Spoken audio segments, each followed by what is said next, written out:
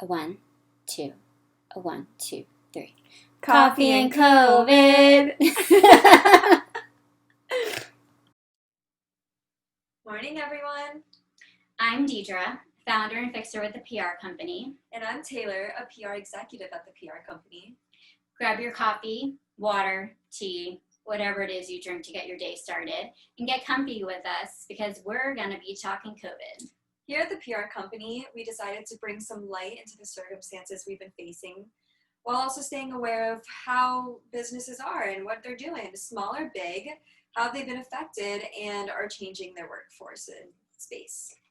So let's get into chaos, COVID, and communication with Rachel Feiss of Farmasi.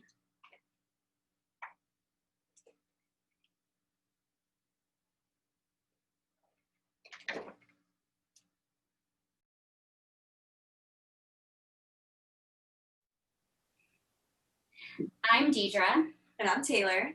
And we're with the PR company doing copy and COVID. And our guest today is Rachel Feiss. Welcome. Hi. Nice to have you. Hello. Thank you. For starters, we like to start off pretty cash. What is your coffee or morning beverage order? We believe this tells a lot about a person. Yeah. Normally I make my own coffee and I will just I buy coffee from Publix and I get their espresso premium coffee and I just put in sugar-free creamer. So today I have pumpkin spice creamer. Oh, October. Happy October. Yep, that's what I normally order. If I go to Starbucks, I'll order like an iced caramel macchiato or something super sugary. We like to do things that Taylor today has her fancy Starbucks coffee and I have green tea. So I made this at home. She got it at Starbucks. So anything that you do is fancy is not from home. Yeah. Right.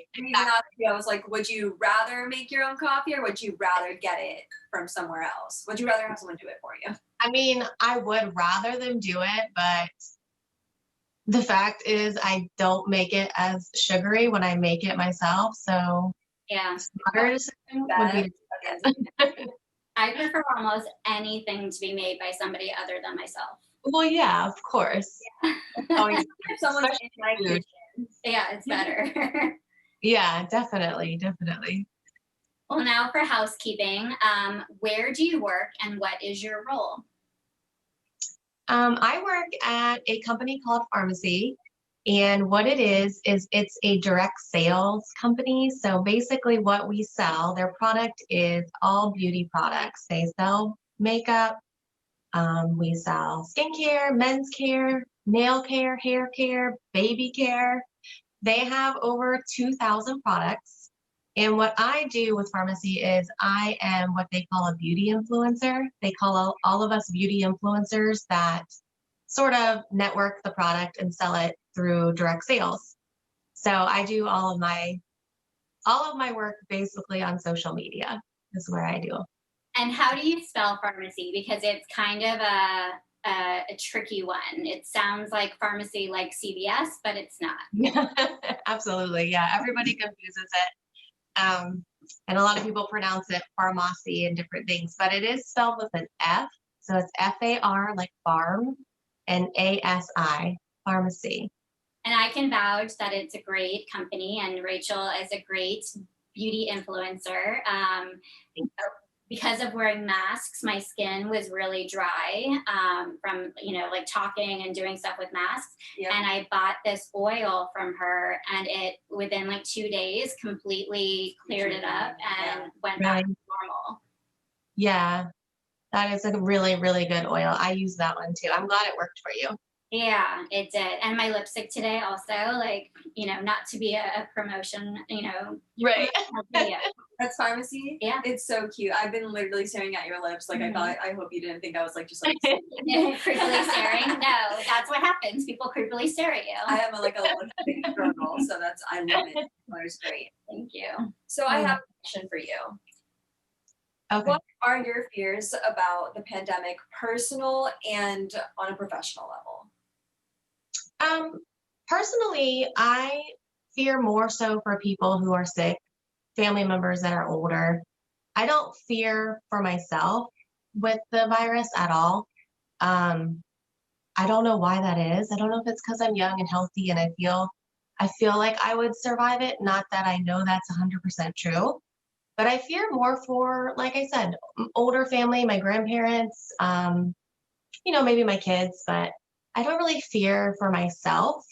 Um, so I want to keep them safe and do all the things I'm supposed to do to keep them safe, of course. And then with my job right now, it's, you know, everything I do is through social media. I don't think really pharmacy has skipped a beat through the whole pandemic. So they've been pretty lucky in the fact that they do everything online. But I do fear that, I will not be where I want to be with pharmacy. Like I need something more than pharmacy. So that's where I fear. Like I did lose my previous job. So I want to find something, of course, and, live a more comfortable lifestyle than I'm living now. So I do fear, where's my next job going to take me with COVID, with um, all the fear of interacting with people, because a lot of jobs out there, you have to interact with people. So we've had the same thing happen with PR. I mean, we're lucky that we've been able to do TV interviews via Zoom because nobody is coming out to any events and there are no events. And, everything we do with clients is on the computer and, trying to keep that connectivity. It's a lot harder, but at the end of the day, I think there is some sort of positive to the pandemic. We're all slowing down a little bit and it is very uncomfortable, but it's nice to know that everyone's kind of in that we're all in the same boat position. Right. You get that time to like take a step back and realize like we get to just think for a second instead of just go, go, go, what we were really used to. Mm-hmm. So I think that's great that you are taking that second to like see like, okay, where do I want to go from here? And you're not just like at that stagnant level, which is where you're awesome. Just on, not even thinking about the next day. Yeah. Right. Like you definitely have time to like think about what you want to do with your life instead of just being so busy. Yeah. Maybe more than time. That is definitely a positive for sure. Yeah. For sure. Pre-COVID, or I guess in the beginning of COVID, you worked somewhere else. What did you do? I worked in dermatology. So I ended up getting my esthetician license about, I think it was over 10 years ago. And I really didn't know where I was going to go with that. And I ended up at a dermatology office working as a medical assistant. And I loved it so much. I just loved dermatology. I loved learning about skincare. We had a bunch of skin cancer patients. Like we did more medical than we did cosmetic. And I just learned so much in that position. So I've worked in 2 dermatology offices in the past 10 years. And the last office I worked in was a very small office. And there was 5 people that worked there. It was me, 2 other MAs, and the doctor and an office manager. So the job really consisted of, transcribing, working side by side the doctor, assisting in surgeries. We were cross-trained in everything. So we answered phones. We, did a little bit of billing and coding. So we did a little bit of everything, but I really enjoyed dermatology so much. I can't say enough about it, but so that's what I think I'll probably stay. Other than, other plans I have for myself in the future, being with pharmacy is kind of staying in that field of skincare. So I really enjoy pharmacy because I'm still doing what I know and what I love. So I do enjoy that. A natural pivot. Yeah. Right. Pharmacy. Right. It was sort of easy, I guess you could say, to do it. And so you know a lot about dermatology. Our skin is our biggest organ in our body. So that transition was probably so easy and natural for you. But what really intrigued you about pharmacy and what made you think that you could totally be successful other than all the knowledge that you have gathered? To be honest, I wasn't sure I would be successful with pharmacy. I am I'm very, very introverted. So when I thought about doing just a live video. I was I like, would never think that based on your videos. no way, no way. I would never have saw myself doing any of this. But the girl that introduced me to Farmasi, she used to work with me in dermatology, and she is very much like myself. And she also is just not a person that wears makeup and does a lot of stuff like that. And I watched her in her last company be so successful and sort of just like come out of her shell. And I think she inspired me to do it, really. So after watching her do that, I reached out to her. I researched what Farmasi was, and of course, I loved it because it was makeup and skincare. And I feel like I had no choice but to give it a shot. It wasn't going to hurt me, and I didn't have a job. So, did I think I was going to be successful? I didn't know, but I figured it couldn't hurt. And I sort of just went all in with it and did all the things as uncomfortable as they were. I did them. And it's really, I mean, I've done really well with Farmasi in the past. I've been there for 3 months, and every month has been progressively better for me. And I've learned a lot. I've met a lot of people. I've made new friends. I've made a little bit of money, and it's been really good.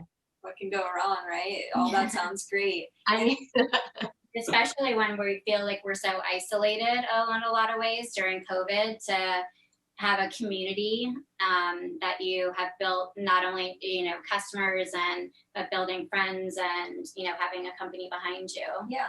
And what I really want to emphasize is you were in dermatology, like you know the in and outs of skin and what products that you should be using on your face. So it's clear that Farmasi is a great product and a great brand. So everyone go check that out that's watching. I'm definitely going right on the website after this. definitely check them out. You Definitely. mentioned that it's easy, or I guess like the way that you typically sell is through social media, through Farmasi. I think of either, having women get-togethers and doing, demonstrations and all of that. So what measures were taken at Farmasi or with your group to keep promoting sales through the pandemic, besides, doing videos? Right. So there it is, something that a lot of beauty influencers would do is they would do in-home parties, and they would bring their product, and you could get to try it and see it. So obviously that's just not something we can do right now. So there is a way of doing parties through social media, through online sources. And I have done a lot of parties through Facebook. So basically what it is you just get a group of friends. I usually will have a friend of mine host the party just like they would at their house, only they do it on Facebook, and they'll invite, say, 30 friends. And I like to keep my parties, some people do them throughout the week. I like to keep them short, and I call them power hours. And I just sort of throw information at you for like an hour, like show you my favorite products, talk about them, show you pictures. I do videos. I show you how I use them. I try to do as much as I can do to teach you and show you the product without you actually getting your hands on it. So that's one way that we've adapted. Mm-hmm. That's awesome. Jinx. Yeah. So this is a three-part question. Me and Deidre are gonna go back and forth on this one. Why is it so important that Farmasi stems from a pharmaceutical manufacturer? So Dr. Tuna, he is the founder of Farmasi. He formulates all these skincare products. He's since passed. They've been making Farmasi products for 70 years.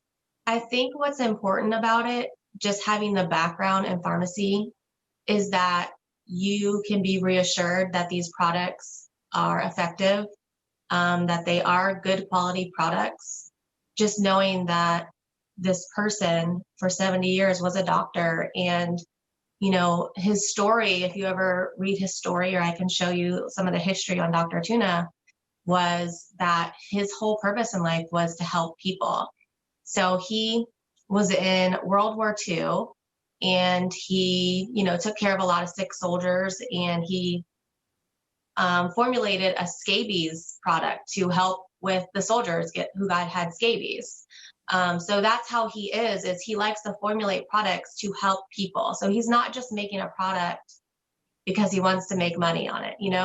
He's making it with what he knows as a doctor and working in pharmaceuticals, what works. So I think it's good to know that, just to know that the products really are made to help you, not just to sell to you. Right. Not just trendy, but Right. really has background behind it. Right. So leading into question B, if you will, tell us what sets Farmasi apart from others, which obviously I feel like you just sort of got into that a little bit, but is there anything else that you would say? So one thing, Farmasi is kind of two entities. They all obviously do amazing at direct sales. But one of the things that makes it so amazing is they actually own their own manufacturing plant. So it's in Turkey, it's Istanbul, Turkey. They have their own manufacturing plant, and they manufacture not only the product, but they manufacture all of the packaging. They grow all their plants and use those plants as their ingredients. Everything comes from this plant. They don't outsource anything. It's a very ecological environment, like green grass. I want to say they even like produce their own water or something. Everything comes from the house. It's under like a controlled environment. Yes. So Yeah. it's just all very natural and organic stuff that they do themselves, and they're family owned, and that's kind of how they keep costs low, is by being able to make everything themselves and not having to outsource from anybody else. So I think that's a pretty neat thing to say about them. Yeah, and well, this is our C question. Farmasi's animal cruelty free. And can you explain the processes, how the products are tested efficiently without, going in and testing on animals, and what the importance of that is? Well, yeah, of course. I know you guys probably can't either understand why they would have to test on animals so that we can all wear a mascara or have a good Why hair. do bunnies need mascara? Yeah, like why is that necessary? Why do we need to torture animals so that we can benefit from, things like that? So I'm so glad that they are cruelty free and believe in ethical things and animal rights. So other ways that they can test products is through, clinical testing and just doing like trial and error sort of type of things, modeling. But yeah, they do not test on animals at all. I feel like we've learned so much about clinical trials with so much talk about the vaccine hopefully that's coming out with COVID. So it's on the tip of everyone's tongue, vaccines and clinical trials. Yeah. But yeah, Farmasi is efficient. You guys are more of a green company and cruelty free to animals. Like, what more can you guys be at this point? Well, their skincare can be fragrance free, SLS free, formaldehyde free, paraben free. It's all dermatology tested, non-GMO. The list goes on with Dr. Tuna. He doesn't play.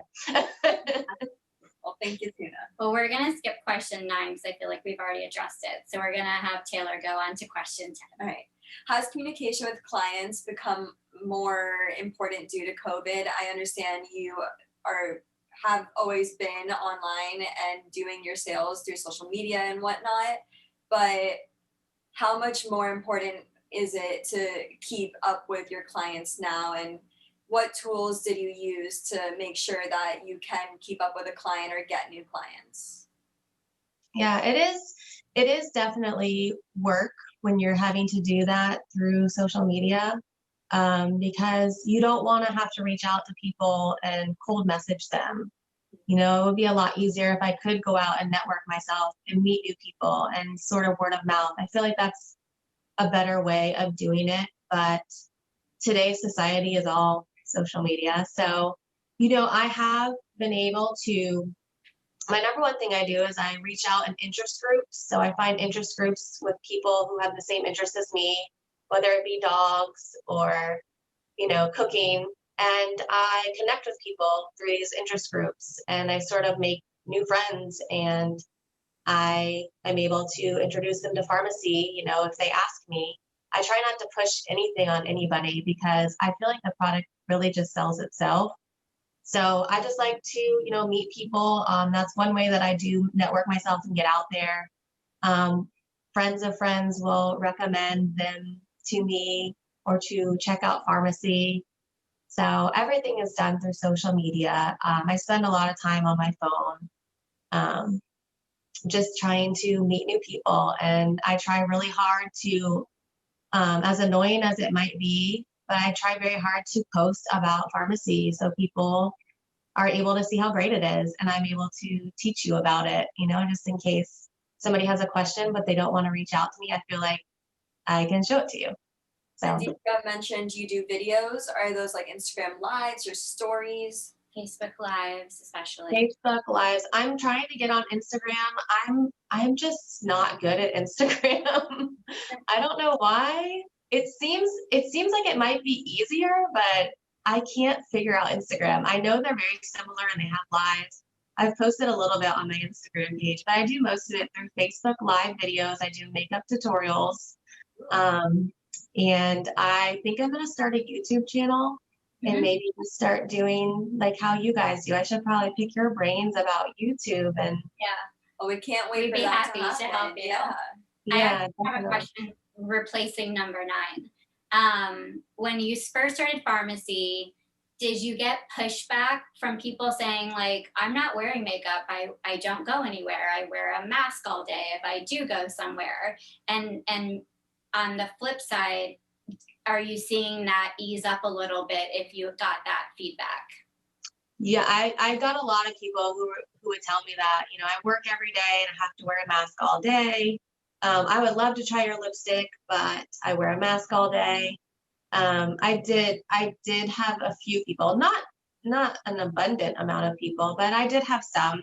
And I try to incorporate that into my live videos now, and I try to show product, that doesn't rub off onto your mask, so that if you did want to wear, I know. Yeah, I mean, and Taylor and I Exactly. see only each other all day long, but we wear makeup and lipstick every day. I think for like just to see each Yeah. other. Like You it makes look you good. feel better. you look good, you feel Yes. good, you do good is my motto. So like, I mean, the beginning of COVID, I wasn't wearing makeup, and then one day I put makeup on. I was like, I just feel good right now. Yeah. Like, not that I think I need makeup all the time, but it's just like No, doing I something get to that. like better your day. It's just a little thing. Why not? You can wash your face later in the day. I think Yeah. it makes a difference. I fully believe that. I do the same thing. I wake up, put it on, even if I'm not going anywhere. Yeah. It like wakes, it's like your morning routine, It's you know, your like you time. we need a routine, especially in COVID. Right. They're so out of control. Completely agree. So I got some intel that you're studying for your real estate exam. I want to know why real estate and why now? Is it because you started to get into sales and you were like, okay, I can sell? Why not go into real estate? Yeah, I mean that's part of it. There's so many things that brought me to real estate, but that is definitely something that made me more confident in doing something like that. Definitely.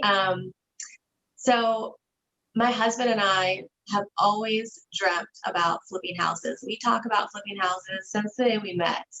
And And he, you guys are really handy. They're super handy and come up with the cutest little crafts and do like make their own tables, and I have to give him credit for most of that stuff because he's just really good with like wood projects and saws and tools. I'm not good with that stuff, but I could paint something and I have a vision and he will like bring my vision to life. He's just really good at that. So, we've always dreamt of that, and I lost my job, and I feel like at my job, I was already like, what am I going to do with my life? Because I've been in this job for a while and I love it, but I was at a point where I couldn't go anywhere. There was no room for growth anymore at my last job. I was just as high as I was going to get, and I wanted more, I think. So I didn't know it was going to go this way, but this is just something new for me to learn, and it's exciting. Like, I'm excited to do something totally different.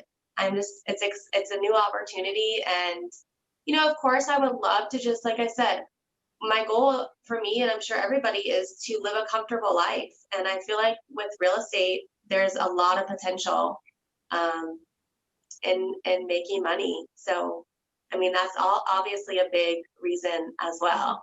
Yeah. So Huge good luck to you with that. Yeah. Posted. interesting. So would you consider COVID-19 like a blessing in disguise for your career? Probably. Yeah. I mean, if something had to come out a silver lining, maybe that might. Yeah, I think so. I mean, if I think about where I would be if COVID wasn't here, I would be in my job that I liked, but I wouldn't have pushed myself this far. I know I wouldn't have. So Sometimes being comfortable isn't the best thing, and being able to be uncomfortable and push forward is one of the biggest things. Like, such a true self-realization. Yeah. But also, like, you're seeing you can, you thought you couldn't bend, and you've been bending. Everyone has, in so many different ways, and it's probably like I think we all have to give ourselves a pat on the back with this one. Mm-hmm. Yeah, I agree. It's just been one of those situations where you have no choice but to change your normal, Yeah, I mean, it's October. Who would have thought we'd still be here, dealing with COVID? It was day 200. It was day 200 a couple days ago. Is it really? Yeah, since we had the lockdown in Miami. So it's like, oh my gosh, that seems like forever. A friend of mine who paints every day, like a drawing, and she's like, day 200. Like, who would have thought? No way. Yeah. We were like, oh, we're just gonna skip spring break and then we'll go back to school. Yeah. No, not so much. Yeah. It's definitely been a really wonderful thing, but the more we talk about it, and especially doing coffee and COVID, the more I'm realizing it was not needed and necessary, but we all did need to take a break and slow down and reassess. And it wouldn't have happened unless COVID-19 happened. Of course, it's been devastating and so hard. So many people have lost their lives, and jobs and food is an issue with all the price gouging too, and then it's been really difficult. But I've become a hoarder of supplies. So anyone needs anything. We're becoming doomsayers too. But in the big picture, I think we all know things will settle again, and we're going to get into our everyday lives, and we're going to look back at COVID, and we're going to be able to say we did that, and we went survived. Yeah, we made it. And it's going to be fun telling all our grandchildren one day, like, if I could survive COVID, you could do your homework. Instead of like, I walked you could do your homework to school in the snow. It's going to be a different thing that we heard from our grandparents, but we're definitely going to see it in like textbooks. It's going to be crazy. So it is. We lived through that. Congratulate ourselves. Yeah. Pat ourselves on the back, for sure. So in 5 years from now, what do you expect the future of your business to look like? Hopefully I just am a successful realtor in 5 years. That would be my last year of having children at home. They'd all be graduated. So, wow. How many homes would you have liked to have flipped within that time frame? 5 years. Oh gosh. I think that we're a ways out from flipping houses. So if I could flip at least 1 or even 2 homes in the next 5 years, I would be impressed with ourselves. So I'm going to say that because, Mike still works a full-time job, and although he is getting his real estate license, I'm not sure how soon we will be flipping, but that's definitely a dream. Yeah. Yeah. And that's awesome. And it's great to have something to look forward to. Yeah. So since we're in a natural catastrophe and we've never faced this before, we never thought we would, do you think you'll keep that in mind for, the future, and make sure that you can be prepared in any different way? And if it happens again, like in the beginning, like how do you think you could handle it differently? Yeah, I don't know. I don't know if I would handle it any differently. I guess it would depend on the situation. I feel like it would depend on what it was. I mean, I guess following the instructions, we all have to work together. That's hard to put on one person. Yeah. I don't know. I really don't know what I would do different. I would panic less, maybe, worry less, just let it take its course. Know that things happen for a reason, and just try and take it all for what it is. But I'm not sure if I'd do anything different. Maybe I wouldn't hoard the toilet paper. I feel like I wouldn't listen to the news as much. I feel like the news was telling us like the craziest things, like well, every day it was something different. Like as they were learning more and more about what was going on. Like stay off social media. Yeah, that's a huge thing. And I learned how to pause feeds from people for a month. Yeah, so you cannot unfriend them, but you don't have to see what they're posting. I did that a lot. I did that a lot too. Yeah. My like craziest thing with this pandemic is like I always was thinking like in the grocery store, like if someone with COVID touches something, it'll stay on there for 3 days. Yeah. Crazy. Maybe we're still cleaning with Clorox wipes all of our groceries. Which we should continue forever. Yeah, because I've realized that there are just regular germs. Like not COVID germs. Like people just we should all be clean. Kids with sticky fingers are everywhere. Yeah. Definitely. I do the same thing with the Clorox wipes. Mm-hmm. Yeah. What is the biggest lesson that the pandemic has taught you? I think that it's taught me that we just have to learn to adapt and learn to accept change. That the world's not constant, and this isn't the first crisis, and it's not going to be the last. So, I guess just to know that and take it for what it is, and learn to accept the change. I like that. The fluidity. And I have a question. Did you get COVID? Surprisingly, no, I did not. I don't know how I did not get COVID, because my husband is a nurse and he works on the COVID floor. Yeah, you guys had to send your kids out of the house for a little bit, right? Yeah, I had to send my kids away for 3 weeks, and I didn't see them because there was too much not known about COVID in the beginning. So when they put him on the COVID floor, I was thinking, we have 4 kids in our house. If one person gets it, I don't need everybody to get it.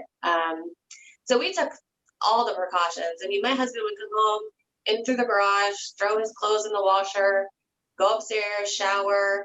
I would Clorox wipe everything. I mean, it was just like a constant thing. It was exhausting. But, since it sort of calmed down a little and we learned a little bit more about it, my kids are home now and nobody's gotten it.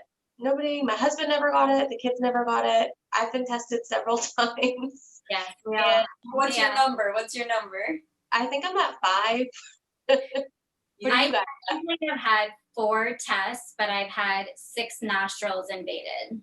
Yeah, right? Because they have to do both every time. Now they're doing both. And I didn't realize that the last time. And it just kind of came at me out of nowhere. And I was like, we're doing both. Okay. They should have warned you about that, I feel. Yeah. I think I'm still at 2, thankfully. Yeah. That's great. You had an almost 3. Almost 3, but hard 2. Yeah. I almost did you get the antibodies test or anything to just? No, we haven't. Yeah, I've been curious about that, but. Yeah. I think Jay had it in January. He was so sick and had like a lingering cough. Mm-hmm. But probably by now the antibodies wouldn't show up. Yeah. So our last question with you today, Miss Rachel Feiss, is if your life today was a hashtag, what would it be? So I would say, because even without COVID, it is crazy in my household. So I would say hashtag keeping up with the Feisses. I love it. What about you? I think I'm changing mine from the last 2 weeks. I think I'm going to go with hashtag keep on and COVID on. Or, keep on, carry on, keep on, and COVID on. Yeah. Mine is hashtag really October. That's good. It's Like, insane. Already? how does this happen? You have 2 more months left? What? Yeah. I remember Yeah. the first week of COVID, I posted a photo on Instagram and I was like, day 10 in quarantine, and I cut 10 inches off my hair. My hair was down here and now it's growing out. But I was just like, if only I knew. Yeah, this was when I kept bangs. Like, people did crazy things. Yeah. Red was pink for a week. It was a mess. But we're getting I through love it. pink hair. Yeah. Well, thank you so much for joining us today. Thank We've you so had a much. Thank lovely you guys so much. This was fun. Thank you for having me. no problem. Maybe when you start your real estate ventures, we can have you on again. Yes. Yeah, that would be fun. Next phase. Yeah. That would be fun. Definitely. You have a great day and happy coffee and COVID. Coffee and COVID. Thank you. Bye. Bye. Bye.